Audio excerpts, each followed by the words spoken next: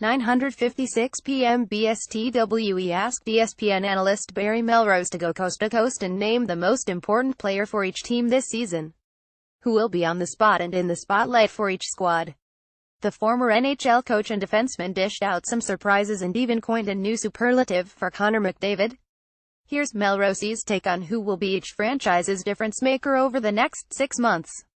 Eastern Conference Toronto Maple Leafs Austin Matthews. He's not a flash in the pan, he's the real deal. The Leafs have a lot of other good young players, but he's gonna be the guy who stirs the drink for a long time in Toronto. Play Victor Hedman scores with a slap shot off the rebound during the power play to add to Tampa Bay's lead. Tampa Bay Lightning Victor Hedman. The Lightning have great forwards who can score goals, but the Nashville Predators showed us last year that a good defense can almost win you a Stanley Cup. And Tampa Bay's defense will be better than Nashville's was. If Hedman is not the best defenseman in the world, he's in the top 2. Detroit Red Wings. The sad part is, it's still Henrik Zetterberg. And that's why Detroit is struggling. The Red Wings have to find young players who can become the leaders of that team, and someone else to be that go-to guy. They haven't been able to do that yet. Ottawa Senators Erik Karlsson. Like I said above, if Hedman is not the best defenseman in the world, it's this guy. You saw how, in the playoffs last year, on a bad ankle, he almost single-handedly got Ottawa to the Stanley Cup final. They lost in overtime in a Game 7. He's great, no doubt about it. Florida Panthers. I think it's Alexander Barkov. He was drafted 2nd overall in 2013, so the expectations are high. The Panthers have some good, young players, but Barkov is going to have to be the guy who changes Florida's fortunes. Boston Bruins Charlie McAvoy. This kid is great. He's 19, so I'm going future here. It's a lot harder to be a young defenseman in the NHL than to be a young forward. But I think he will be the next Ray Bourque for the Boston Bruins. Montreal Canadiens Carey Price. This team can't score, so Price is going to have to win games for it. He'll have to be the best goaltender in the world for Montreal to have any chance of making the playoffs. The Canadiens have started the season slowly, so if his save percentage and goals against average aren't the best, the Habs will have a tough year. Buffalo Sabres Jack Eichel. He is the key. He just signed a big, new deal. As the old saying goes, the more God gives you, the more God expects. Eichel has been given a lot. There was talk that there was trouble between him and former Sabres coach Dan Bylsma. I don't know about that, but it's very clear that this is Eichel's team now. It's different now, with this contract and the pressure that he's under. If the team struggles, Eichel will take some heat. Play after New Jersey's 6-3 win over Toronto, Barry Melrose calls both teams the future of the league and points to the speed and aggression as the keys to the Devils' strong start. Watch hockey wherever you are with NHL TV. New Jersey Devils Nico Hischier. I know his numbers so far don't show it, but he's a heck of a player. I've been very impressed with him. Would be easy to say yes, but Brad, I really like him, too. Brad's a diamond in the rough that the Devils have found, but I think this Hischier kid will turn out to be a heck of a player for New Jersey. Pittsburgh Penguins Sidney Crosby. He's the best leader in hockey. He's already won 3 cups. The guy just wins. He and the Penguins won without Chris Letang in the lineup last year. It's amazing what his teams have accomplished both internationally and with the Penguins.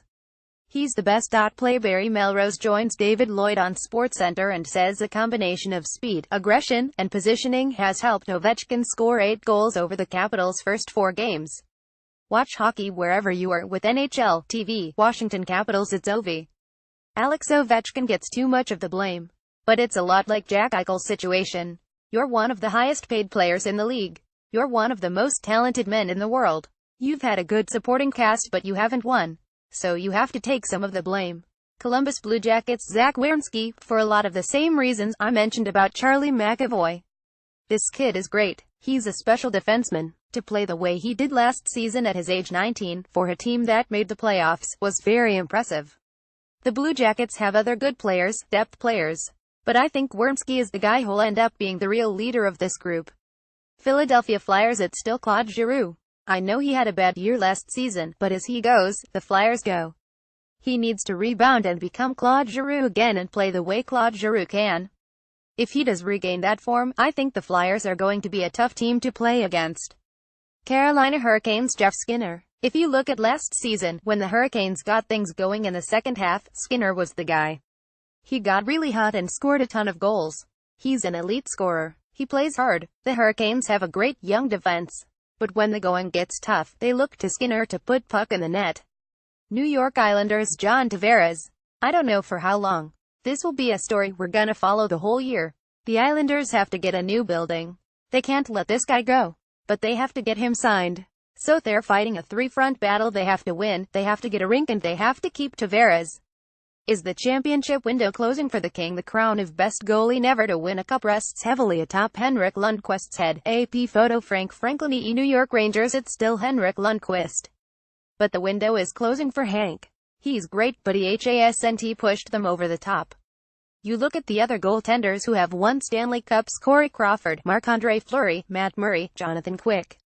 Hank hasn't. You never want to be on the list of the best goaltenders who never won a Stanley Cup. Hank would probably be the leader of that group right now. Western Conference St. Louis Blues Vladimir Tarasenko. I think it's amazing what St. Louis has done this year, considering the injuries the Blues have had. It seems like every night a defenseman scores a goal and Tarasenko scores a goal.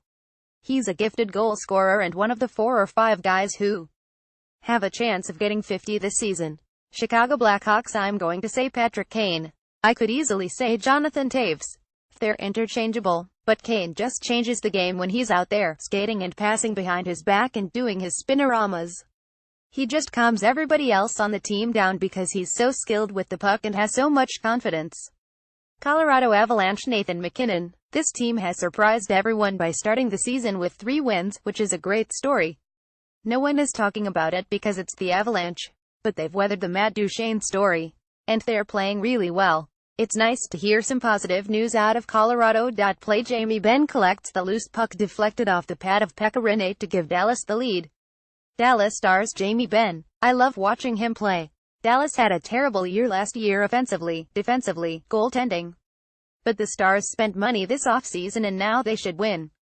So there's pressure on Ben and his group of buddies, probably for the first time since GM Jim Nill took over.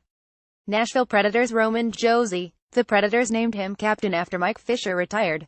They have some good forwards on that team, but Josi played so well in the playoffs last year and he will face the other team's best player every night. Winnipeg Jets. Dustin Byfuglien. He's so dynamic. There's nobody in the world like him at his size, 6'5", 265 pounds. Nobody who skates the way he does, is as physical or shoots as well. But he's one of the league leaders, if not the leader, in minor penalties. He's very undisciplined at times, and that has to change. Minnesota Wild. Ryan Suter. He's the best player, plays the most minutes, plays against the other team's best player. Zach Parise is a heart and soul type of guy, but he's hurt so much now. It's tough to be a leader when you're out of the lineup. There are so many good teams in the West, so to win in that conference you have to have the whole package: good goaltending, good special teams, and some luck avoiding injuries. Suter is the face of Minnesota hockey. Play Barry Melrose breaks down why the St. Louis Blues, New Jersey Devils, and Vegas Golden Knights are impressing him early in the season. Watch hockey wherever you are with NHL TV. Vegas Golden Knights. James Neal. You could put Fleury in there, but I think Neal is the guy. He has 2 winners in OT, he has 5 goals. He's a goal scorer, has a great shot, is a real competitor. He makes people mad when they play against him. Calgary Flames. Mark Giordano. Other people get more ink than him, and get talked about more, but he's a defenseman who take on the other team's best player. He plays on the power play, kills penalties. He's a great skater, as are all the defensemen for Calgary. He's really the calming influence for the Flames. Los Angeles Kings. Jay Kopitar. I think Drew Doughty is right there, Jonathan Quick is right there. The years that the Kings won the Stanley Cup, however, Kopitar was a big factor. He had 2,535 goals. Last year, he had a terrible year. LA had a terrible year. This year Kopitar is off to a good start: 3 goals, 2 assists. LA is 201. He is playing much better. He dictates a lot of how LA plays.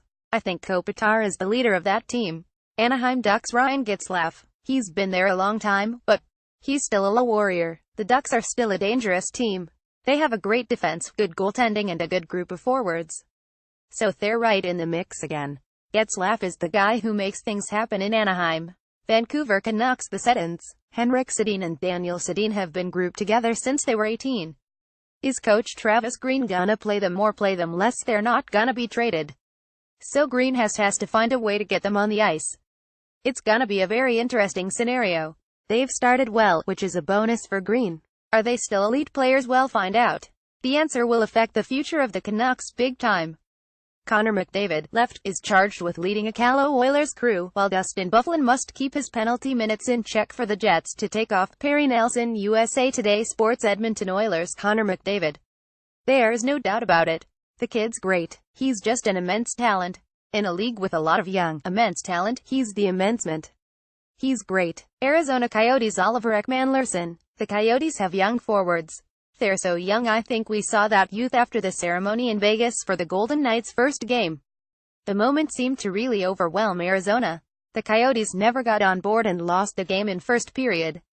Ekman-Larsson is one of the best defensemen in the league. He's going to have to be a great leader and a great player to turn that team around. San Jose Sharks. Brent Burns. We know what we're going to get out of Joe Thornton, Joe Pavelski and Logan Couture. Burns had 28 goals last year and won the Norris Trophy. That's what they have to get out of him again this season. He needs to have another jaw-dropping, eye-opening year. He has to be around that 30-goal mark, play 5-on-5 really well, play a ton of minutes. He's the most important part of that team.